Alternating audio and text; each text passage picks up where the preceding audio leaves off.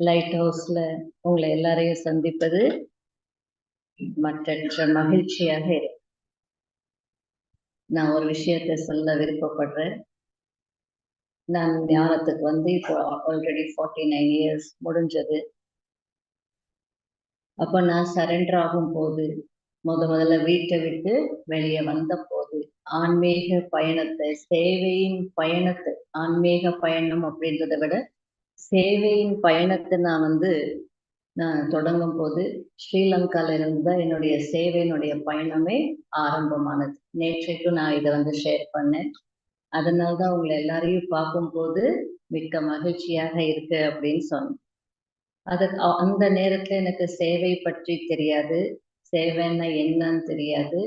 நான் நவம்பர்ல தான் வீட்டை விட்டு வந்தேன். டிசம்பர்ல என்ன ரோசிபேன் நீ ஸ்ரீலங்கா போகணும் அப்படின்னு சொல்லி பாஸ்போர்ட் எடுத்து விசா எடுத்து அனுப்பிட்டாங்க. நான் ஜனவரி 81ல இங்க வந்தேன். 6 மாசம் இருந்தேன்.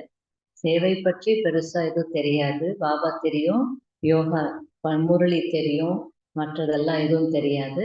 ஒரு சீனியர் சிஸ்டர் இருந்தாங்க, அவங்களோட நான் சின்ன சிஸ்டரா இங்க இருந்தேன். அப்போ சிவராத்திரி பிப்ரவரியில 81ல சிவராத்திரி நடந்தது. அப்போ சீனியர் சிஸ்டர் என்னை கூட்டிட்டு வந்தாங்க. வா கோவிலுக்கு போகணும், அங்க சொற்பொழிவு செய்யணும் வா அப்படின்னு சொல்லி கூட்டிட்டு போனாங்க.